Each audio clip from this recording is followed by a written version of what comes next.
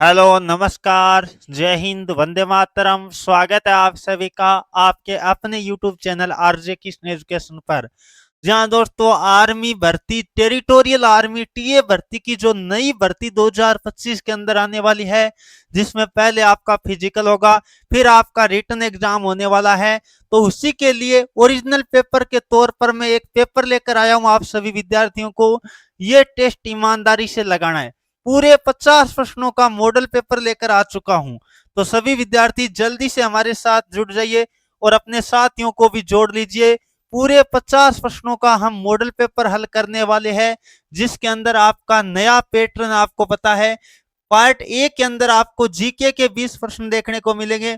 Part B के अंदर science को आपको 15 प्रश्न और पार्ट सी के अंदर मैथमेटिक्स के 15 प्रश्न। यानी टेरिटोरियल आर्मी के अंदर रीजनिंग का रोल नहीं होता। आपको पता है पहले आता था रीजनिंग, लेकिन 12 जनवरी 2025 को टेरिटोरियल आर्मी का पेपर हुआ था। उसके बाद अब आगे भी आपका पेपर होने वाला है, उसमें यही नवीनतम पैटर्न रहने वाला है। तो जल्दी से जुड़ जाइए सभी विद्यार्थी। एक साथ जय हिंद का मैसेज लिख दीजिए। बिना देरी के आज के सेशन की शुरुआत करेंगे। और कई सारे विद्यार्थियों के टेरिटोरियल आर्मी भर्ती को लेकर डाउट चल रहा है, सर भर्ती कब होगी, क्या 11 जून से भर्ती स्टार्ट हो जाएगी? ऐसे कुछ डाउट आपके दिमाग में चल रहे हैं, उनका जवाब मैं वीडियो के अंत में देने की कोशिश करूंगा। तो वीडियो के अंत तक आप जुड़े रहिए। ओरिजिनल पेपर के तौर पर ही ये पेपर आपको हल करना है। चलिए बिना देरी के सेशन की शुरुआत करेंगे। टारगेट विद्यार्थियों हमेशा की बात 40 प्लस का लेकर चलना है, क्योंकि टेरिटोरियल आर्मी का पेपर थोड़ा सा आसान आता है। चलिए पहला प्रश्न आपके सामने आ चुका है। प्रश्न नंबर 1 क्या दिया हुआ है? भारत में सर्वप्रथम, प्रश्न दिया हुआ है, भारत में सर्वप्रथम रेडियो प्रसारण कब हुआ था? अब विद्यार्थियों यहां बात आती है सर्वप्रथम रेडियो प्रसारण की बात करें, वैसे तो 1923 में हो चुका था। सर्वप्रथम बात करें दोस्तों 1923 के अंदर हो चुका था। 1923 में किसके द्वारा? बॉम्बे के रेडियो क्लब द्वारा। यह आपको नोट कर लेना है, बॉम्बे के रेडियो क्लब द्वारा, रेडियो क्लब द्वारा, यह आपको ध्यान रखना है। लेकिन क्या हुआ दोस्तों, यह आधिकारिक तौर पर नहीं माना जाता है। आपको पता है आधिकारिक तौर पर प्रथम यदि मैं बात करूं भारत में रेडियो की शुरुआत, तो दोस्तों 23 जुलाई 1927 को याद रखना है। और किसके द्वारा किया गया दोस्तों? कंपनी का नाम क्या था? Indian broadcasting company. नोट कर लीजिए, इंडियन ब्रॉडकास्टिंग कंपनी द्वारा शुरू किया गया। तो ये नोट कर सकते हैं, इंपॉर्टेंट है। इंडियन ब्रॉडकास्टिंग कंपनी द्वारा यह शुरू किया गया था प्रथम बार रेडियो का प्रसारण, जो कि 1927 के अंदर हुआ था। अब देखो कई बार 1927 ऑप्शन में नहीं मिले तो 1923 भी मिल सकता है, यह भी आपको ध्यान रखना है। और ये 1927 में भी मुंबई से ही शुरू हुआ था। कहां से शुरू हुआ था दोस्तों? मुंबई से शुरू हुआ था। और ये आगे चलकर जो इंडियन ब्रॉडकास्टिंग कंपनी है वो यानी आकाशवाणी के नाम से, ऑल इंडिया रेडियो के नाम से जाना जाने लगा था। तो ये थोड़ा सा आपको डाटा ध्यान रखना है। अगला प्रश्न नंबर 2 आपके सामने आ चुका है। दीपा कर्माकर का संबंध किससे? देखो एक दीपिका कुमारी है और एक दीपा कर्माकर है, दोनों याद रखना। तो नोट कर लीजिए, दीपिका कुमारी की बात करें, नोट कर लीजिए विद्यार्थियों, दीपिका कुमारी की बात करें तो सभी विद्यार्थी जल्दी से नोट कर लीजिए, तीरंदाज से संबंधित है। किससे दोस्तों? तीरंदाज से संबंधित है। यह प्रश्न भी कई बार पूछा गया है। और दीपा कर्माकर की बात करें विद्यार्थियों तो यह एक जिम्नास्टिक खिलाड़ी है। ऑप्शन नंबर कौन सा राइट होगा? बी वाला राइट होगा। और दीपिका कुमारी की बात करें तो तीरंदाज करना है। दोनों प्रश्न दोस्तों इंपॉर्टेंट है, पेपर में पूछे गए हैं। अगला बताइए 3 नंबर प्रश्न, राष्ट्रमंडल खेलों में पहला, राष्ट्रमंडल खेलों में पहला स्वर्ण यानी गोल्ड मेडल जीतने वाले भारतीय एथलीट कौन है? एथलीट आपको बताना है। जो बात कर लेते हैं राष्ट्रमंडल खेल, कॉमनवेल्थ गेम होते हैं, उसके अंदर प्रथम स्वर्ण पदक जीतने वाला भारतीय एथलीट बताना है विद्यार्थियों, तो वो है मिल्खा सिंह। कौन है दोस्तों? मिल्खा सिंह, जिनको उड़ता सिख के नाम से जाना जाता है। उड़ता सिख या फ्लाइंग सिख के नाम से जाना जाता है। पीटी उषा, पीटी उषा के बारे में बता दीजिए विद्यार्थियों, वेरी वेरी इंपॉर्टेंट है। पीटी उषा का संबंध किससे है? कर्णव मलेश्वरी का संबंध भी आप कमेंट करके बता दीजिए। ये दोनों आज के लिए रहेगा होमवर्क, सभी विद्यार्थियों को कमेंट करके बताना है। चलिए आगे बढ़ते हैं। रूस की संसद को क्या कहा जाता है? देखो विद्यार्थियों, एक तो जापान की याद रखना है। जापान की संसद वेरी वेरी इंपॉर्टेंट है। जापान की संसद को कहा जाता है दोस्तों डाइट। क्या कहा जाता है दोस्तों? जापान की संसद को कहा जाता है डाइट, ये आपको ध्यान रखना है। और रूस की संसद को दोस्तों ड्यूमा कहा जाता है। रूस की संसद की जब बात आती है विद्यार्थियों, ड्यूमा कहा जाता है। रूस आपको ध्यान रखना है। क्षेत्रफल की दृष्टि से विश्व का सबसे बड़ा देश कौन सा है दोस्तों? रूस है। यह भी आपको याद रखना है। और रूस की राजधानी क्या है दोस्तों? रूस की राजधानी है मॉस्को। रूस की राजधानी क्या है? मॉस्को है। और रूस की मुद्रा रूबल है। तो ये सारी जानकारी आपको नोट कर लेना है। रूस की राजधानी की बात करें दोस्तों, राजधानी की बात करें तो आपको याद रखना है मॉस्को है। और यदि इसकी यानी मुद्रा की बात करें दोस्तों, मुद्रा क्या है? मुद्रा है रूबल। ये सभी विद्यार्थियों को ध्यान रखना है। रूस से संबंधित दो जानकारी आप नोट कर लीजिए, पेपर के अंदर यहां से आपके आ सकता है। चलिए दोस्तों, 5 नंबर प्रश्न आपके सामने आ चुका है। 1932 में भारत ने बात कर लेते हैं पहला टेस्ट क्रिकेट। प्रश्न ऐसे भी आ सकता है, भारत ने पहला टेस्ट क्रिकेट मैच कब खेला था विद्यार्थियों? 1932 के अंदर खेला था। कौन से ग्राउंड के अंदर खेला था? कौन से स्टेडियम के अंदर खेला था? तो दोस्तों लॉर्ड्स स्टेडियम है। लॉर्ड्स स्टेडियम के अंदर खेला था। और ये स्टेडियम दोस्तों कहाँ है? जल्दी से नोट कर लीजिए, लंदन। यानी कहाँ है दोस्तों? ये इंग्लैंड के अंदर है। कहाँ है दोस्तों? इंग्लैंड के अंदर है, वहां खेला गया था। तो प्रश्न पेपर में ऐसा भी आ सकता है, लॉर्ड्स क्रिकेट ग्राउंड कहाँ है दोस्तों? लंदन के अंदर है। और याद रखना, भारत और किन के मध्य ये मैच हुआ था? भारत और इंग्लैंड के मध्य ही खेला गया था विद्यार्थियों। यह आपको ध्यान रखना। एक याद रखना, मेलबोर्न क्रिकेट स्टेडियम कहां है? जल्दी जल्दी सभी विद्यार्थी कमेंट करके बता दीजिए, मेलबोर्न क्रिकेट स्टेडियम कहां है दोस्तों? तो ऑस्ट्रेलिया में है। अगला बताइए, 6 नंबर प्रश्न आपके सामने, पेंथेरा टाइग्रिस किसका वैज्ञानिक नाम है? देखो दोस्तों, पेंथेरा टाइग्रिस आ सकता है क्योंकि यह भारत के राष्ट्रीय पशु बाघ का वैज्ञानिक नाम है। किसका दोस्तों? बाघ। और बाघ क्या है दोस्तों? भारत का राष्ट्रीय पशु है। भारतीय, ऐसे नोट कर लीजिए, भारत का राष्ट्रीय पशु है। बाघ क्या है दोस्तों? भारत का राष्ट्रीय पशु है। राष्ट्रीय पशु हो गया। राष्ट्रीय पक्षी की बात करें, भारत का मोर है। और राष्ट्रीय फल की बात करें दोस्तों, आम है। यानी इस तरह से आपको ध्यान रखना, इनके वैज्ञानिक नाम आपसे पूछे जा सकते हैं, जितने भी राष्ट्रीय चीजें हैं। चलिए आगे बढ़ते हैं। अगला 7 नंबर प्रश्न काफी चर्चा में है और यहां से प्रश्न आने के चांस रहेंगे भाई। 14 वर्षीय जो वैभव सूर्यवंशी है, उनका संबंध किस खेल से है दोस्तों? आईपीएल 2025। याद रखिए विद्यार्थियों, आईपीएल 2025 की बात कर रहा हूं मैं। आईपीएल 2025 में ये राजस्थान रॉयल्स से खेल रहे। कहां से दोस्तों? राजस्थान रॉयल्स के खिलाड़ी है, राजस्थान रॉयल्स। ये सभी विद्यार्थियों को नोट कर लेना है, राजस्थान रॉयल्स टीम की तरफ से ये खेल रहे हैं। और ये विद्यार्थियों आईपीएल के इतिहास में, यानी मैं बात करूं तो सबसे तेज शतक लगाने वाले भारतीय क्रिकेटर बन गए हैं। देखो आईपीएल के इतिहास में सबसे तेज शतक लगाने वाले भारतीय खिलाड़ी की बात कर रहा हूं। वैसे खिलाड़ी कौन है दोस्तों? क्रिस गेल है, जिनका रिकॉर्ड अभी तक नहीं टूटा है। 30 गेंदों में सबसे तेज यानी शतक लगाया था क्रिस गेल ने।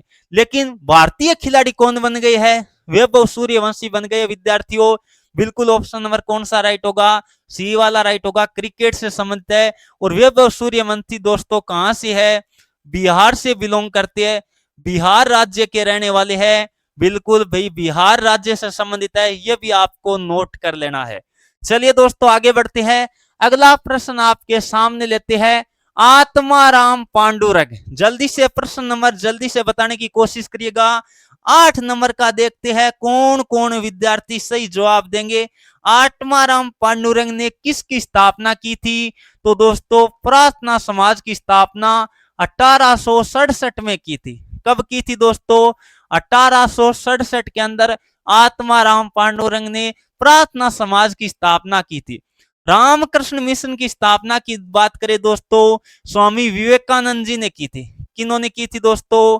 स्वामी विवेकानंद जी ने की थी। विवेकानंद, स्वामी विवेकानंद ने किसकी स्थापना की थी? रामकृष्ण मिशन की स्थापना की थी। चलिए दोस्तों आगे बढ़ते हैं। अगला प्रश्न नंबर 9 बहुत ही शानदार है भाई। क्या है? संपत्ति के अधिकार का वर्णन किस में है? अब देखो दोस्तों, संपत्ति का अधिकार क्या है? कानूनी अधिकार है। पहले बात तो ये नोट कर लेना है, ये एक कानूनी अधिकार है, मूल अधिकार नहीं है, कानूनी अधिकार है। वर्तमान में मूल अधिकार दोस्तों 6 ही है। वर्तमान में मूल अधिकार कितने हैं? 6 है। नोट कर लीजिए।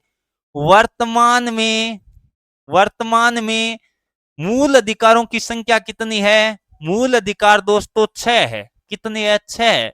पहले 7 हुआ करते थे, लेकिन संपत्ति के अधिकार को कानूनी अधिकार बना दिया गया है। यह अनुच्छेद 301 के अंदर आता है। यानी ऑप्शन नंबर कौन सा राइट होगा दोस्तों? डी वाला राइट होगा। यह मौलिक अधिकारों के अंदर, मूल अधिकार के अंदर या मौलिक अधिकार के अंदर नहीं आता है दोस्तों। चलिए दोस्तों आगे बढ़ते हैं। अगला प्रश्न नंबर 10, अमेरिका का प्रथम राष्ट्रपति कौन है? देखो दोस्तों, अमेरिका का प्रथम राष्ट्रपति की बात करें तो जॉर्ज वाशिंगटन है। बिल्कुल ऑप्शन नंबर कौन सा राइट होगा? ए वाला। और याद रखना, इनको अमेरिका का राष्ट्रपिता भी कहा जाता है। अमेरिका का संस्थापक या राष्ट्रपिता भी कहा जाता है। जैसे भारत का राष्ट्रपिता कौन है दोस्तों?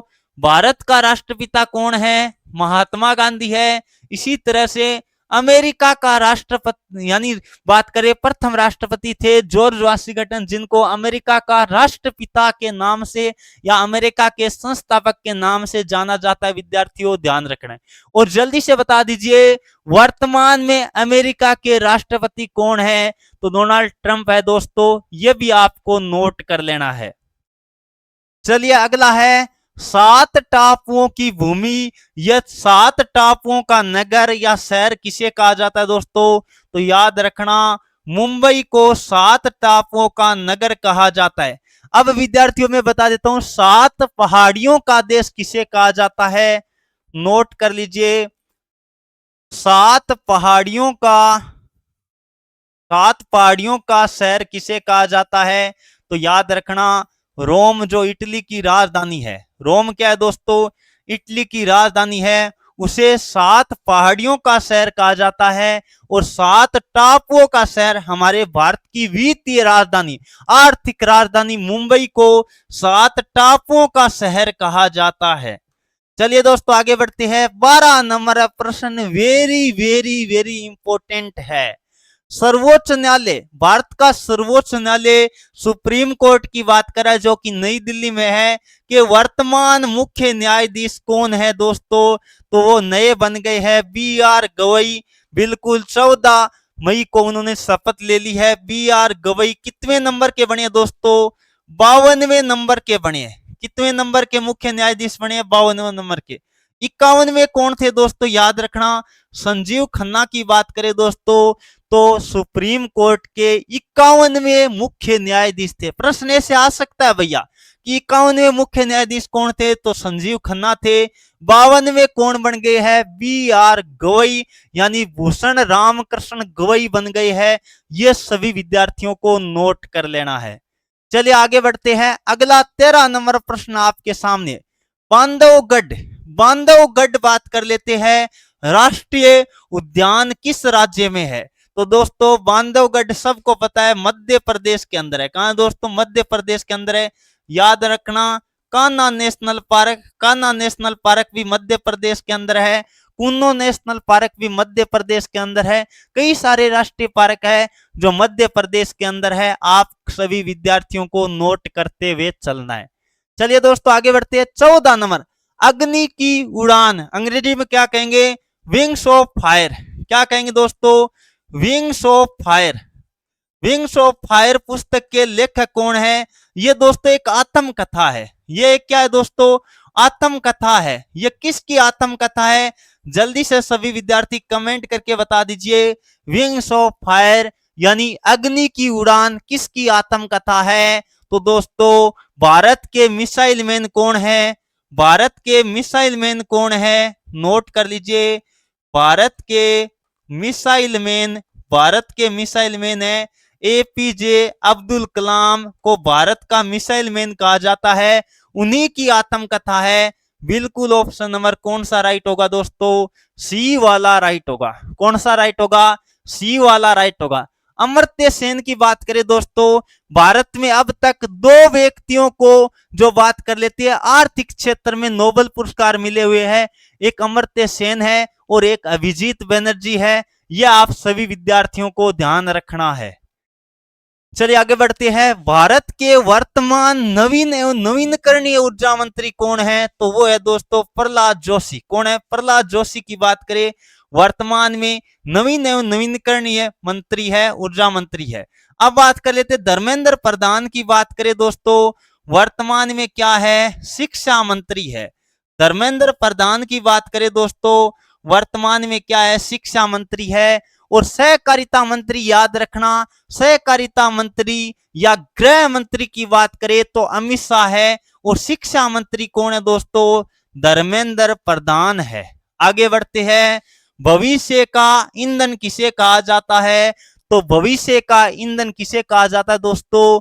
हाइड्रोजन को भविष्य का ईंधन कहा जाता है। यानी ऑप्शन नंबर डी राइट होगा।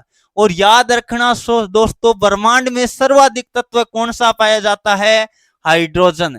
तो नोट कर लीजिए, ब्रह्मांड, ब्रह्मांड में सर्वाधिक तत्व है। यह प्रश्न आ सकता है, ब्रह्मांड में सर्वाधिक तत्व कौन सा पाया जाता है? तो वो पाया जाता है हाइड्रोजन। और सूर्य में भी सर्वाधिक तत्व कौन सा पाया जाता है? हाइड्रोजन पाया जाता है। चलिए दोस्तों आगे बढ़ते हैं। अगला 17 नंबर प्रश्न, कादंबरी और हर्षचरित किसकी प्रसिद्ध रचना है? कादंबरी और हर्षचरित दोनों ही आपको पता होगा दोस्तों, बाण भट्ट की। किसकी बात कर लेते हैं? रचना है बाण भट्ट की। और याद रखना दोस्तों, बाण भट्ट है ना, हर्षवर्धन का दरबारी कवि था। नोट कर लीजिए, हर्षवर्धन का क्या था दोस्तों? हर्षवर्धन का दरबारी कवि था। यह प्रश्न आ सकता है। हर्षवर्धन का दरबारी कवि कौन था दोस्तों? बाण भट्ट था, जिन्होंने हर्षचरित नामक पुस्तक लिखी है। यह भी आपको नोट कर लेना है। आगे बढ़ते हैं। अगला प्रश्न नंबर 18 आपके सामने आ चुका है, दिवस से रिलेटिव है, मानवाधिकार दिवस। देखो 21 जून की बात आती है, अंतरराष्ट्रीय योग दिवस मनाया जाता है। दोस्तों क्या मनाया जाता है? अंतरराष्ट्रीय योग दिवस मनाया जाता है। कौन सा दिवस मनाया जाता है दोस्तों? अंतरराष्ट्रीय योग दिवस की बात करें तो 21 जून को प्रतिवर्ष मनाया जाता है। 8 मार्च को दोस्तों अंतरराष्ट्रीय महिला दिवस मनाया जाता है। अंतरराष्ट्रीय महिला दिवस मनाया जाता है। महिला दिवस की बात करें दोस्तों 8 मार्च करके आना है। और यदि 1 मई की बात करें दोस्तों, यानी विश्व मजदूर दिवस मनाया जाता है दोस्तों, मजदूर दिवस मनाया जाता है। यह भी आपको नोट कर लेना है। विश्व मजदूर दिवस कब मनाया जाता है? 1 मई को। और 10 दिसंबर को मनाया जाता है मानवाधिकार दिवस। विद्यार्थियों सारे दिवस जितने भी बताए हैं सब के सब इंपोर्टेंट है। अगला बताइए 19 नंबर करंट अफेयर का प्रश्न है, वैसे पुराना भी कह सकते हैं। आईपीएल में सबसे तेज शतक लगाने वाले खिलाड़ी कौन है दोस्तों? तो वो तो क्रिस गेल है। क्रिस गेल है। याद रखना दोस्तों, 30 बॉल के अंदर, कितनी बॉल के अंदर? 30 बॉल के अंदर या 30 गेंद के अंदर शतक लगाने वाले हैं खिलाड़ी। और ये किस देश से है दोस्तों? वेस्ट इंडीज से है। यानी प्रश्न आए आईपीएल में सबसे तेज शतक लगाने वाले खिलाड़ी कौन है दोस्तों? क्रिस गेल है। वैभव सूर्यवंशी की बात करें दोस्तों, 35 गेंद के अंदर लगाया। कितनी गेंद के अंदर लगाया? 35 गेंद के अंदर सबसे तेज शतक लगाने वाले भारतीय खिलाड़ी बन गए हैं। आईपीएल में सबसे तेज शतक भारतीय खिलाड़ी की बात करें दोस्तों, भारतीय की बात करें तब आपको वैभव सूर्यवंशी करना है, जो बिहार का एक छोटा सा लड़का है 14 साल का, जो राजस्थान रॉयल्स की तरफ से खेले। विद्यार्थियों अभी रिकॉर्ड इन्होंने बनाया है 35 गेंद के अंदर। यूसुफ पठान की बात करें दोस्तों, इनका रिकॉर्ड है 37 गेंद। ये देखो पहले 2 नंबर पे आते थे ना खिलाड़ी, लेकिन ये तीसरे नंबर पर चले गए हैं। इनकी गेंदें आपको याद रखना भाई। वैभव सूर्यवंशी ने कितने 35 गेंदों में, क्रिस गेल का रिकॉर्ड अभी तक किन्होंने नहीं तोड़ा है। वेस्ट इंडीज के खिलाड़ी है जो आईपीएल में सबसे तेज शतक लगाने वाले खिलाड़ी अभी भी क्रिस गेल है, लेकिन भारतीय खिलाड़ी दोस्तों वैभव सूर्यवंशी बन गए। पहले कौन थे? यूसुफ पठान थे। चलिए आगे बढ़ते हैं। अगला 20 नंबर, तुलसीदास जी द्वारा रामचरितमानस लिखी गई है। अब देखो दोस्तों, रामायण तो किसके द्वारा लिखी गई है? रामायण तो वाल्मीकि द्वारा लिखी गई है। रामायण किनके द्वारा लिखी गई है दोस्तों? वाल्मीकि द्वारा लिखी गई है। लेकिन तुलसीदास जी ने जो बात कर लेते हैं, अवध भाषा है, जो लोकल भाषा है, उसके अंदर कौन सी रामचरितमानस लिखी है? अवधी भाषा के अंदर। ऑप्शन नंबर कौन सा राइट होगा? सी। तो रामचरितमानस तुलसीदास जी द्वारा लिखी गई है, रामायण वाल्मीकि द्वारा लिखी गई है। ये सभी विद्यार्थियों को ध्यान में रखना है। तो ये अपने 20% जीके के हो गए विद्यार्थियों। अब हमारा साइंस का पार्ट शुरू होने वाला है। 35 तक आपके यानी 15 क्वेश्चन किसके होंगे? साइंस के होंगे। कार्य करने की दर क्या कहलाती है? तो आपको पता होगा P बराबर W/T। W/T कार्य करने की दर दोस्तों क्या कहलाती है? शक्ति कहलाती है। नोट कर लीजिए, विद्युत शक्ति क्या होती है? कार्य करने की दर दोस्तों शक्ति कहलाती है। ऑप्शन नंबर बी राइट होगा। शक्ति का मात्रक क्या होगा दोस्तों? शक्ति का मात्रक याद रखना है, वाट होगा।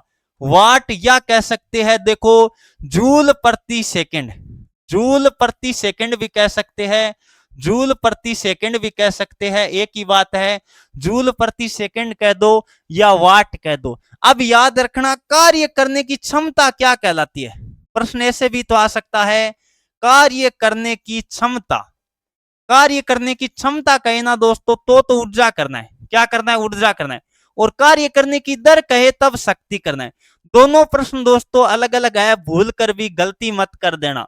चलिए दोस्तों आगे बढ़ते हैं। अगला प्रश्न आपके सामने है, पानी में सिक्का। पानी में सिक्का ऊपर उठा हुआ दिखाई देता है, यह प्रकाश की कौन सी घटना का उदाहरण है? जैसे मान लो कोई गिलास है, उसके अंदर आप सिक्का डालोगे तो सिक्का ऊपर उठा दिखाई देगा, या फिर गिलास के अंदर देखो सिक्का डाल दो या फिर पेंसिल या पेन डालोगे ना तो वो टूटा हुआ दिखाई देगा।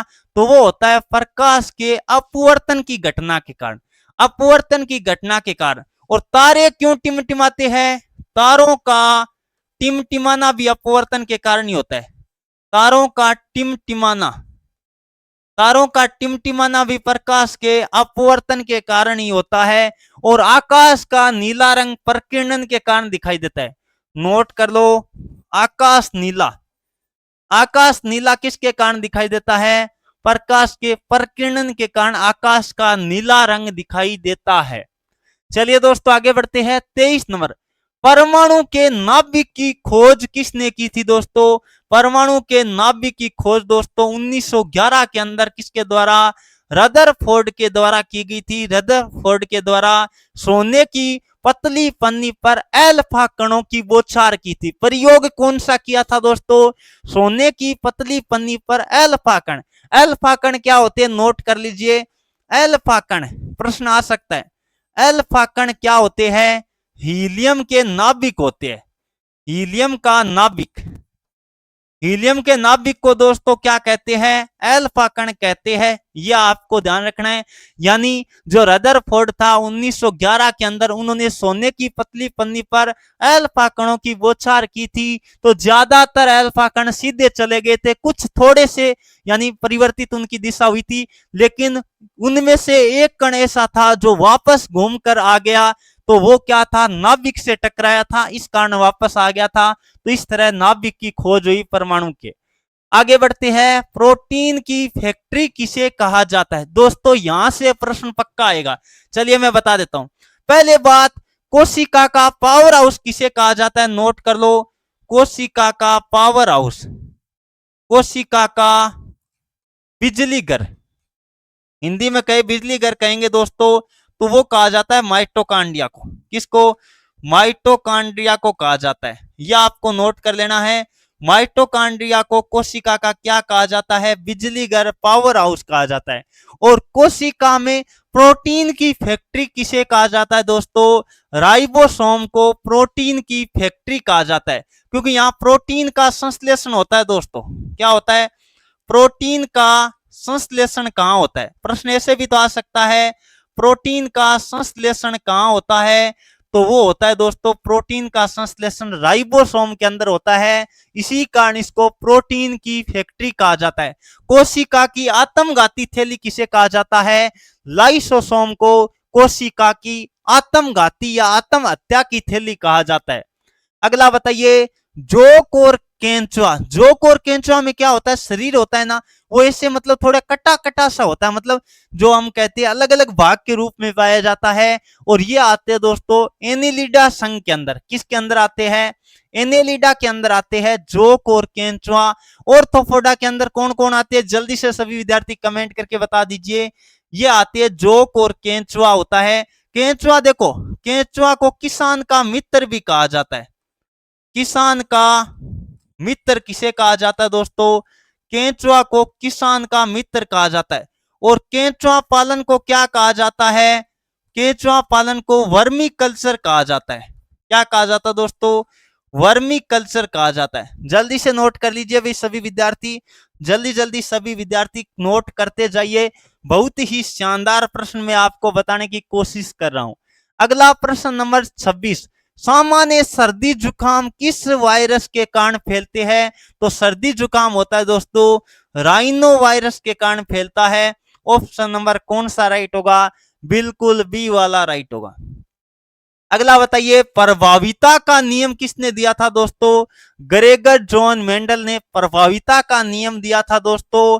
और इन्हें आनुवांशिकता का पिता कहा जाता है। आनुवांशिक का क्या कहा जाता है दोस्तों? नोट कर लीजिए सभी विद्यार्थी, आनुवंशिक विज्ञान का पिता, आनुवंशिकता का पिता किसे कहा जाता है? जनक किसे कहा जाता है? को ग्रेगर जॉन मेंडल को कहा जाता है। इन्होंने मटर के पौधों पर प्रयोग किया था दोस्तों, ये भी आपको ध्यान रखना है। चलिए आगे बढ़ते हैं। अगला, छोटी आंत का कौन सा भाग, छोटी आंत का कौन सा भाग आपको बताना है पोषक तत्व अवशोषित करता है? वो भाग होता है दोस्तों इलियम। क्या होता है? इलियम ऐसा भाग होता है जो रोमनुमा भाग होता है, बाल जैसी आकृतियों का होता है दोस्तों। वो क्या करता है? छोटी आंत के अंदर, छोटी आंत के अंदर जो बात कर लेती है पोषक तत्व होते हैं ना, उनको अवशोषित करना या कहें उनको पचाने का काम करता है। ये आपको ध्यान रखना, नॉर्मली अवशोषण करेगा। ऑप्शन नंबर डी राइट होगा। अगला बताइए 29 नंबर, मनुष्य के शरीर में सर्वाधिक तत्व कौन सा पाया जाता है? चलिए दोस्तों बता देता हूं। मनुष्य के शरीर में सर्वाधिक तत्व दोस्तों लगभग ऑक्सीजन ज्यादातर मात्रा में पाया जाता है। कौन पाया जाता है? ज्यादातर मात्रा में ऑक्सीजन पाया जाता है। यौगिक की बात करें दोस्तों, सर्वाधिक जो जल पाया जाता है, H2O की बात करें तो जल भी सर्वाधिक पाया जाता है। लेकिन सर्वाधिक यौगिक या सीधा कहे तो आप जल कर सकते हो, यह ध्यान रखना है। सीधा कहे तो जल, लेकिन तत्व का है, यहां तत्व का है दोस्तों, इसलिए आपको ऑक्सीजन करना था। अब देखो हड्डियों में क्या पाया जाता है? हड्डियों में सर्वाधिक क्या होगा दोस्तों? जल्दी से बताइए, हड्डियों में क्या होगा? हड्डियों में दोस्तों कैल्शियम सर्वाधिक होता है। क्या होता है? कैल्शियम सर्वाधिक किन में होता है? हड्डियों में। रक्त में क्या होता है दोस्तों? रक्त में क्या पाया जाता है? लोहा पाया जाता है। क्या पाया जाता है? लोहा पाया जाता है। तो ये भी सभी विद्यार्थियों को नोट कर लेना है। रक्त में कौन सी धातु पाई जाती है? लोहा पाई जाती है। हड्डियों में कैल्शियम पाया जाता है दोस्तों, ये भी आपको ध्यान रखना है। अगला है, वायुयान में उड़ते समय यात्री को आकाश का रंग कैसा दिखाई देगा? देखो वायुयान उड़ता है समताप मंडल में। कहां उड़ता है दोस्तों? समताप मंडल में उड़ता है। समताप मंडल में वायुयान उड़ता है। बहुत ज्यादा ऊंचाई पर होगा, वहां वायुमंडल नहीं होता है, इस कारण प्रकाश का प्रकीर्णन नहीं होगा। और प्रकाश का प्रकीर्णन नहीं होगा दोस्तों तो आकाश का रंग काला दिखाई देगा। आकाश का रंग काला दिखाई देता है क्योंकि आकाश का नीला रंग प्रकीर्णन के कारण दिखाई देगा, वायुमंडल के प्रकीर्णन के कारण। लेकिन जब वायुमंडल ही नहीं होगा, ऊपर बहुत ज्यादा ऊंचाई पर वायुयान उड़ता है, तो लिए आकाश का रंग वायुयान के अंदर बैठे व्यक्ति को काला दिखाई देगा। चलिए अगला 31 नंबर, जीवों की दिव्य नाम पद्धति किसने दी थी? दोस्तों जीवों की दिव्य नाम पद्धति किसके द्वारा दी गई थी? दोस्तों option number C, Carolus Linnaeus के द्वारा दी गई थी। यह आपको सीधा याद कर लेना है प्रश्न कि जीवों की दिव्य नाम पद्धति किसने दी थी? केरोलस लीनियस ने। कुछ नाम ऐसे होते हैं दोस्तों जो आपको डायरेक्ट प्रश्न याद कर लेने चाहिए, क्योंकि इस टाइप का प्रश्न आपके आ जाता है। अगला है, चंद्रमा से संबंधित विज्ञान क्या कहलाता है? तो चंद्रमा का अध्ययन करने वाला विज्ञान दोस्तों क्या कहलाता है? सेलेनोलॉजी कहलाता है। क्या कहलाता है? सेलेनोलॉजी कहलाता है। ऑप्शन नंबर बी राइट होगा। जल्दी जल्दी आप जवाब दीजिए। अगला प्रश्न मैं आपके सामने देता हूं, इतने में मैं थोड़ा पानी पी लेता हूं विद्यार्थियों।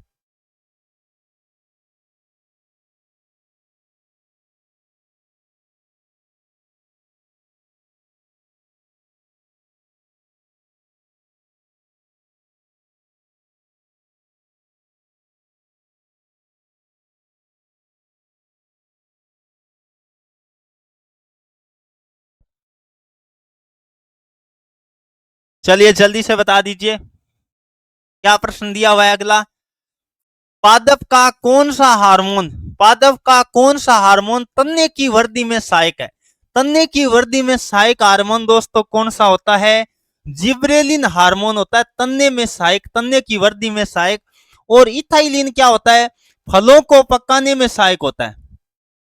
फलों को पकाने में सहायक होता है, ये याद रखना है। फलों को पकाने में सहायक हार्मोन कौन सा होता है? तो वो होता है इथाइलिन हार्मोन होता है। वो फलों को पकाने में सहायता प्रदान करता है। अगला बताइए भाई, निम्न में से किसका स्वयं का प्रकाश नहीं है? अब देखो स्वयं का प्रकाश, पहले बात, सूर्य तो एक तरह का तारा है। सूर्य तो दोस्तों एक तरह का तारा ही तो है।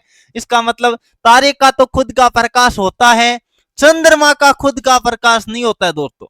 चंद्रमा सूर्य के प्रकाश को परावर्तित करके चमकता है। सूर्य का प्रकाश होता है ना, वो चंद्रमा पर गिरता है तो प्रकाश वापस परावर्तित होता है। इस कारण चंद्रमा हमें चमकता हुआ दिखाई देता है। हालांकि चंद्रमा का खुद का कोई प्रकाश नहीं होता है। चंद्रमा पृथ्वी का एकमात्र उपग्रह है। नोट कर लीजिए, पृथ्वी का एकमात्र उपग्रह, एकमात्र उपग्रह कौन है दोस्तों? चंद्रमा है। यह आपको नोट कर लेना है। चंद्रमा को जीवाश्म ग्रह भी कहा जाता है। आगे बढ़ते हैं, नारियल का कौन सा भाग खाया जाता है? तो दोस्तों नारियल का सीधा याद कर लेना है, भ्रूणपोष जो भाग होता है वो खाने योग्य भाग होता है। ऑप्शन नंबर डी राइट होगा। दोस्तों जल्दी से कमेंट करके बता दीजिए। हमने 20 जीके के और 15 साइंस के प्रश्न कर लिए। अब हमारा शुरू होने जा रहा है दोस्तों मैथमेटिक्स का पार्ट। तो जल्दी से बता दीजिए 35 जो जीके साइंस के हमने प्रश्न करवाई है, आपके कितने प्रश्न राइट हो गए? अब मैथ की शुरुआत करने जा रहे हैं। एक गाड़ी 180 मीटर की दूरी 15 सेकंड में तय करती है, तो गाड़ी की चाल क्या बतानी है दोस्तों? किलोमीटर प्रति घंटा में। जल्दी से बताने की सभी विद्यार्थी कोशिश करिए। अब देखो दोस्तों चाल बराबर क्या होता है? चाल बराबर होता है दूरी बट्टा समय। क्या होता है? दूरी बट्टा समय होता है। तो आप कर लीजिए जल्दी से 180 बट्टा 15, बिल्कुल 15 का भाग जा रहा है तो काट दीजिए। 15 एकम 15, 15 दूनी 30, 12 मीटर प्रति सेकंड। ये तो आ गया मीटर प्रति सेकंड में। किस में आ गया दोस्तों? 12 मीटर प्रति सेकंड के अंदर आ गया। आपको चाहिए किलोमीटर प्रति घंटा के अंदर। देखो दोस्तों मीटर प्रति सेकंड को चेंज करना हो किलोमीटर प्रति घंटा में तो क्या करते हैं दोस्तों? आपको याद रखना है। तो 12/5 से गुणा करेंगे। 12/5 से क्या करेंगे? गुणा करेंगे। तो जल्दी से कर दो, 12 गुणा 12/5, सॉरी यानी हम बात कर लेते हैं, बहुत ही शानदार प्रश्न है। 18/5 से, सॉरी 12/5 लिख दिया क्या? चलिए एक मिनट। 18/5 से क्या करते हैं? गुणा करते हैं। यह सभी विद्यार्थियों को ध्यान रखना है। अब देखो आप जल्दी से कर दीजिए 18/5, काटा पीटी आपको कर लेना है। पहले इनको गुणा कर दो। 18 दूनी 36, हासिल लगी 3, 18 3 21 यानी 216/5। तो यह आएगा 4 बार गया।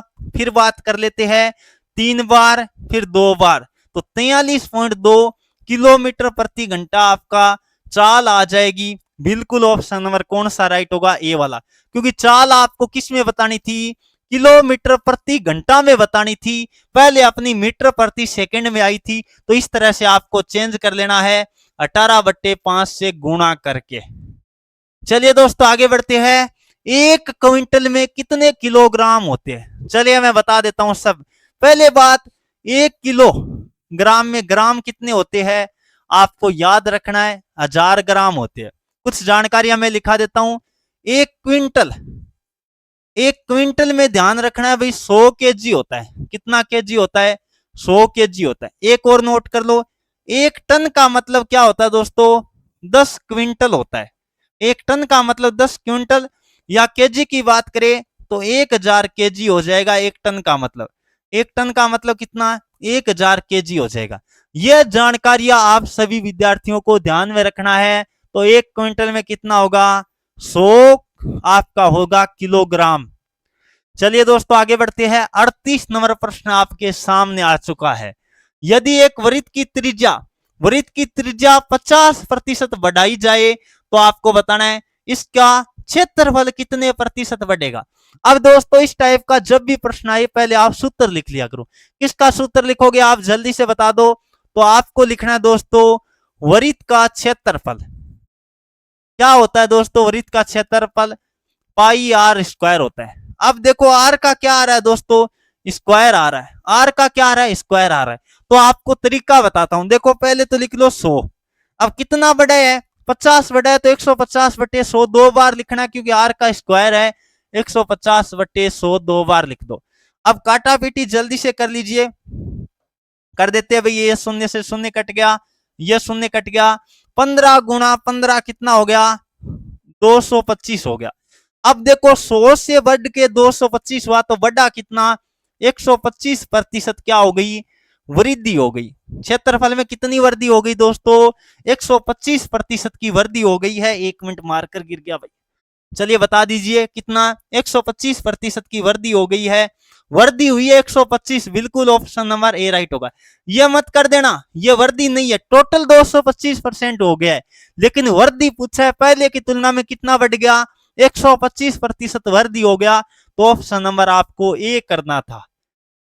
आगे बढ़ते हैं भाई। अगला प्रश्न, यदि एक वस्तु को इतने रुपए में बेचने पर 20% की हानि होती है, इतने रुपए में बेचने पर 20% की हानि होती है, तो 40% लाभ कमाने के लिए उसे कितने में बेचना पड़ेगा। देखो 20% हानि का मतलब 80% का मान आपको दे दिया। कितना दे रखा है दोस्तों, 80% बराबर दे दिया 12,500 रुपए। यही तो दिया दोस्तों। तो पहले 1% की वैल्यू ज्ञात करो। तो आप कहोगे सर 12,500 बट्टे में क्या करोगे, 80 करोगे। अब आपको ज्ञात क्या करना है, 40 का लाभ कमाना है, तो 140 का मान चाहिए। 140% की वैल्यू आपको ज्ञात करनी है। तो 12,500 बट्टा 80 तो था ही, गुणा लिख दो 140। अब जो कट रहा है उनको एक बार काटने की कोशिश कर दो। चलिए काटने की कोशिश करते हैं। शून्य से शून्य कट गया। अब आप 8 वगैरह जिससे भी आप कट रहा है काट के हल कर लेना। ये शायद आएगा 21,875। 21,875 आपका आने वाला है। एक बार काटा पीटी आप कर लेना। शायद जो भी कट रहा है पहले 2 से काट देना, फिर 4 से काट देना। इस टाइप से आप काट करके हल कर लेना। गुणा भाग आपको कर लेना है। आपका जवाब आएगा 21,875। गुणा वगैरह आपको कर लेना है। तो पहले देखो 20% हानि का मतलब हमने लिख दिया 80% का वैल्यू कितनी दी हुई थी, 12,500। फिर कह रहा है 40% का लाभ मतलब 140% की वैल्यू आपको ज्ञात करनी थी। जल्दी से नोट कर लीजिए, कोई तरह की दिक्कत नहीं आएगी। चलिए अगला बता दीजिए भाई, एकदम आसान प्रश्न है। क्या दिया हुआ है, 50 चॉकलेट में से 30% चॉकलेट बांट दी गई है, तो बताओ शेष कितनी बची है। देखो भाई बांटी कितनी गई, बांटी गई कितनी है, देखो बांटी गई है 30%। 30% बांट दी, तो बताओ शेष कितनी बची, शेष बची। तो आप बोलोगे सर शेष 70% बच गई। कितनी बच गई दोस्तों, 70%। तो आपको 50 का 70% ही तो बताना है, यही तो ज्ञात करना है दोस्तों। तो कर दो 50 का 70%, 70/100, शून्य से शून्य कट हो गया, 5 सत्ते 35 चॉकलेट शेष बची है दोस्तों। कितनी बची है? 35 चॉकलेट शेष बची है। और यदि पूछे कितनी चॉकलेट बांट दी गई है तो 15% यानी 30% करते, 50 गुणा 30/100, 5 3 15 आ जाता। यह भी आपको ध्यान रखना है, प्रश्न कैसे भी पूछा जा सकता है। अगला, एक संख्या का 7वां भाग 6 है। अब मान लेते हैं संख्या हमने क्या मानी दोस्तों? x मान ली। x का 7वां भाग मतलब 7 का भाग दिया तो 6 आता है। तो संख्या बताओ, 6 गुणा 7 यानी x बराबर आएगा 42। कितना आएगा दोस्तों? तो संख्या कितना होगा? 42 होगा। और 42 में 7 का भाग देकर देख लो, 6 आएगा। बिल्कुल सही है, ऑप्शन नंबर ए वाला। आगे बढ़ते हैं। 180 लीटर दूध में 25% पानी है तो पानी की मात्रा कितनी है? 25% पानी है तो आप कर लो 180 गुणा 25/100। क्या करोगे दोस्तों? 25/100। अब एक काम करो, जो कट रहा है उनको काटने की कोशिश करो। 25 से ये 4 बार कटेगा, बिल्कुल 4 बार। 180/4 भाग दे दो, 4 चौकों 16, 2 फिर 5 बार, मतलब 45 लीटर आएगा। कितना आएगा दोस्तों? आपको बताना था पानी की मात्रा कितनी है, तो उसके अंदर 45 लीटर दोस्तों क्या है? पानी है। एकदम आसान प्रश्न था, आराम से ज्ञात कर सकते थे। आगे बढ़ते हैं। 3600 रुपए का 8% दर से कितने वर्षों में साधारण ब्याज 864 रुपए हो जाएगा? अब देखो, समय ज्ञात करना है और साधारण ब्याज में समय ज्ञात करना बहुत आसान है। समय कैसे ज्ञात करोगे? ब्याज गुणा 100, ब्याज गुणा 100 बट्टे में रखते हैं मूलधन इंटू दर। मूलधन इंटू क्या रखते हैं दोस्तों? दर रखते हैं। तो जल्दी से जो वैल्यू दे रखी है वो रख दो, काटा पीटी कर दो। तो ये लिखा 864 गुणा 100 बट्टे में मूलधन कितना है? 3600 रुपए है, गुणा 8, ये लिख दिया। अब देखो दोस्तों, जो कट रहा है उनको एक बार काटने की सभी विद्यार्थी कोशिश करो। यदि मैं बात करूं तो यहां 8 से कट रहा है, ये 8 से कट कर दो सीधा। 8 से कितनी बार? 8 एकम 8। फिर आपको पता है 6 उतारने पे भाग गया नहीं, 0 और 8 बार कटेगा, बिल्कुल 108 बार। ये आ गया, कोई दिक्कत नहीं है, 108 बार। अब एक बात बताओ, यदि बात करूं 36 दूनी 72, 36 कितना होता है? 108 होता है। तो पहले ये 2 शून्य से 2 शून्य कट कर दिया, ये जल्दी से कर लीजिए। तो 37 होता है ना, बिल्कुल 37 कितना हो जाता है? तो ये आ जाएगा 3 वर्ष। कितना आ जाएगा दोस्तों? 3 वर्ष आपका जवाब आ जाएगा। यानी ऑप्शन नंबर कौन सा राइट होगा? ए वाला राइट होगा। एकदम आसान काटा पीटी करके सवाल को हल करना था, ऑप्शन नंबर ए वाला राइट होगा। चलिए दोस्तों आगे बढ़ते हैं। अगला प्रश्न आपके सामने है। 15 चॉकलेट, 15 चॉकलेट को ए बी में बांटने पर 3:2 में बांटना है तो बी का हिस्सा बताओ। बहुत आसान प्रश्न है। देखो, टोटल चॉकलेट कितनी है? 15 है। टोटल अनुपातों में देखो, ये लिखा ए और ये बी लिख दिया। कितना अनुपात है? 3:2 के रूप में बांटना है। टोटल अनुपात कितना हो गया? 3 + 2 यानी 5। 5 बराबर दे दिया 15 चॉकलेट। कितनी दी दोस्तों? 15 चॉकलेट आपको दे दी है, बिल्कुल। तो 1 बराबर कितना आएगा? 1 बराबर आएगा 15/5 यानी 3। तो दोनों का ज्ञात कर लो। 3 गुणा 3 और 2 गुणा 3, तो यह आएगा 9 चॉकलेट। और 6 चॉकलेट दोनों की आ गई। तो किसका पूछा है? बी का। तो बी का 6 चॉकलेट होगा, ऑप्शन नंबर सी वाला राइट होगा। एकदम आसान था, बताइए। और टेरिटोरियल आर्मी में बिल्कुल इसी तरह का पेपर आपका आने वाला है। ज्यादा मुश्किल पेपर नहीं आएगा, लेकिन स्कोर अच्छा करना पड़ेगा, क्योंकि जितना पेपर आसान होता है, स्कोर अच्छा किए बिना फिर कंपटीशन फाइट करना मुश्किल हो जाता है। ये क्या दिया हुआ है दोस्तों? 156/x बराबर 4। तो इस टाइप का प्रश्न जब भी आए दोस्तों, एकदम आसान है। क्या कर लो, इसके बट्टे में 1 रख लो, बिल्कुल इसके बट्टे में 1 रख दो और वज्र गुणा कर दो। तो यह आएगा 4x बराबर 156। तो x बराबर आएगा 156/4। तो x बराबर आ जाएगा 4 3 12। और फिर बात कर लेते हैं, 3 बचा 9 39 आएगा। x का मान दोस्तों कितना आएगा? 39, यानी ऑप्शन नंबर डी वाला राइट होगा। चलिए अगला बता दीजिए, बहुत ही शानदार प्रश्न है। क्या दिया हुआ है, एक व्यक्ति एक कार्य को 20 दिन में करता है, टोटल टाइम कितना है? टोटल टाइम आपको दे दिया 20 दिन। टोटल टाइम कितना दिया दोस्तों? 20 दिन दिया हुआ है। आगे का है वो 4 दिन में कितना प्रतिशत काम करेगा। तो 4 दिन में कितना काम करेगा दोस्तों? 4 बट्टे टोटल टाइम कितना था? 20 था। प्रतिशत में चेंज करना है, गुणा 100 कर दो। चलिए काटा पीटी कर लेते हैं। 4 से ये कट जाएगा 5 बार, तो ये 5 से कटेगा, 20% काम हो जाएगा 4 दिन में। 4 दिन में दोस्तों कितना होगा? 20% काम होगा। आपको क्या करना था? शेष कितना बचा दोस्तों? शेष बचा काम 80% है, क्योंकि 20% काम हो गया।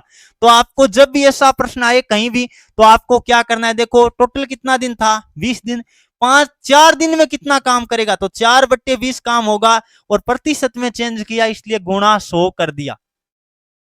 चलिए दोस्तों आगे बढ़ते हैं। 47 नंबर प्रश्न आपके सामने आ चुका है। बस 2-3 प्रश्न और बचे हुए हैं आपके, एकदम आराम से हो जाएगा। 47 नंबर प्रश्न, यदि एक क्या दिया, एक त्रिभुज में कितने विकर्ण होते हैं? अब देखो त्रिभुज में बात कर लेते हैं। पहले बात, कोण कितने होते हैं? कोण कितने होते हैं त्रिभुज में? 3। शीर्ष कितने होते हैं दोस्तों? शीर्ष भी 3 होते हैं। और यदि मैं बात करूं भुजा, त्रिभुज में भुजा भी कितनी होती है? 3 होती है। और यदि मैं विकर्ण की बात करूं, तो त्रिभुज में कोई विकर्ण नहीं होता, त्रिभुज में 0 विकर्ण होता है। ऑप्शन नंबर डी वाला राइट होगा, त्रिभुज में कोई भी विकर्ण नहीं होता है। आगे बात करते हैं, 72 और 96 का अनुपात बताओ। तो ये लिखा 72 और ये लिखा 96। अब देखो दोस्तों, जो कट रहा है ना, उनको एक बार काटने की कोशिश करिए, एकदम आराम से कट जाएगा। तो काटने की कोशिश करिए, शायद 12 से काट कर दो एक बार। मान लो छोटी संख्या से कट कर सकते हो, 12 से कट कर सकते हो बिल्कुल। 12 छक्के कितना हो जाता है? 12 छक्के 72।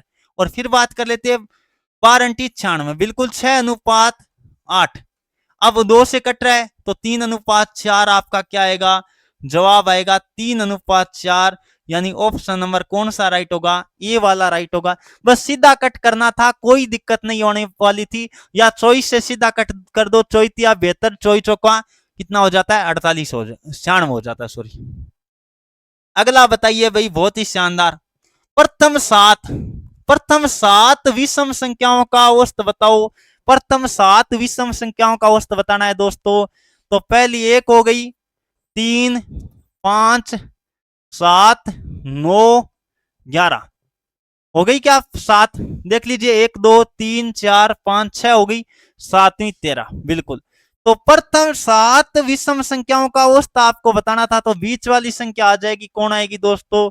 7 आएगी, बिल्कुल। ऑप्शन नंबर कौन सा राइट होगा? सी वाला राइट होगा, क्योंकि अंतराल समान होता है। और तो सीधा आप कर दोगे, बीच वाली संख्या कौन होगी? 7 हो गई। या फिर विषम संख्या जितनी देना, जैसे प्रथम 7 दिया है ना, तो उत्तर आपका 7 ही होगा विषम के अंदर। सम के अंदर बात नहीं कर रहा हूं, विषम के अंदर बात करो। जैसे प्रथम 15 संख्या दे दे विषम, तो औसत 15 ही होगा, ध्यान रखना। इस टाइप से आप कर सकते हो, कोई दिक्कत नहीं होती है। बाकी मैंने औसत वाला टॉपिक अच्छे से करवा रखा है, एडुकेशन ऐप के अंदर आप पढ़ सकते हैं। अगला प्रश्न नंबर आपके सामने है 50। वी बोर्डमास नियम का प्रयोग करते हुए निम्न समीकरण को हल करो। तो सबसे पहले हल किसको करोगे? गुणा को करोगे। 15 - 10 अपनी जगह पड़ा है, इसको गुणा कर दो, 18 कितना हो गया? 54 हो गया। चलो अब क्या करोगे? इन दोनों को जोड़ दो, प्लस वालों को, तो ये हो जाएगा 9। और फिर बात कर लेते हैं 69, क्या 69 - 10, तो यह आ जाएगा 59। आपका जवाब दोस्तों कितना आएगा? 59 आएगा, यानी ऑप्शन नंबर कौन सा राइट होगा? डी वाला राइट होगा। अब जल्दी जल्दी सभी विद्यार्थी एक बार कमेंट करके बता दीजिए भाई, आज की क्लास में आपके कितने प्रश्न राइट हुए हैं 50 में से? टेरिटोरियल आर्मी वाले ध्यान से सुन लीजिए, 40 से कम किसी के नहीं होने चाहिए यदि आप टेरिटोरियल आर्मी की तैयारी कर रहे हो, क्योंकि कंपटीशन बहुत ज्यादा होने वाला है। पेपर भी आसान होगा, मुश्किल नहीं होगा। इस कारण आपको अच्छा स्कोर करना है। फिजिकल के अंदर भी अच्छा टाइम आना चाहिए। अब विद्यार्थियों कईयों के दिमाग में चल रहा है, सर भर्ती कब होने वाली है टेरिटोरियल आर्मी की? बता देता हूं, बहुत सारे कमेंट आ रहे हैं। देखो विद्यार्थियों, अभी तक प्रस्तावित जो डेट है 11 जून से लगभग 95% भर्ती कन्फर्म है सभी जोन की। देखो अब कई विद्यार्थी सोच रहे सर हमारी जोन की थोड़ी होगी, वो तो उनके जोन की होगी। दोस्तों सबका पेपर एक साथ ही होना है, एक जैसा पेपर आना है। तो देखो आपकी ज्यादा से ज्यादा 15-20 दिन का गैप हो सकता है, क्योंकि यदि भर्ती 11 जून से स्टार्ट हो जाएगी तो ऐसे मान के चलो 20-25 जुलाई तक टोटल भर्तियां कंप्लीट हो जाएगी, फिर 1.5 महीने 2 महीने के बाद आपका रिटर्न एग्जाम होगा। तो इसलिए सभी को ध्यान में रखते हुए अभी 11 जून के अकॉर्डिंग आपको चलना है। बेहतरीन जो कंपटीशन होने वाला है, विद्यार्थियों दौड़ के अंदर अच्छी तैयारी करके जाइए। पेपर का जुगाड़ तो हम करवा देंगे, कोई दिक्कत वाली बात नहीं, अच्छा कंटेंट आपको करवा देंगे, वहीं से पेपर पूरा फंस जाएगा। जुगाड़ वगैरह वैसे मत समझ लेना, सोच रहे सर कह रहे पेपर का जुगाड़ करवा देंगे, वैसे जुगाड़ कोई नहीं होता है। मेहनत करने वाले विद्यार्थी केवल सिलेक्शन ले सकता है। दलालों से सावधान रहिए, एजेंट जो भी है आपको गुमराह करने की कोशिश करे उनसे सावधान रहने की जरूरत है। केवल आपकी मेहनत और आपका डर निश्चित जो हम बात कर लेते हैं वही आपको सिलेक्शन करवा सकता है। कोई भी दलाल एजेंट वर्दी के नाम पर गुमराह करने वालों से सावधान रहना, और इस तरह के कोई आपको गुमराह करने वाला मिले तो उनकी कॉल रिकॉर्डिंग कर लेना और हमें भेज देना, उसको दिन में तारीख दिखा देंगे, टेंशन बिल्कुल भी मत करना। चलिए दोस्तों आज के वीडियो को हम यहीं समाप्त करना चाहेंगे। Thank you for watching. जय हिंद, जय भारत, वंदे मातरम, राम राम।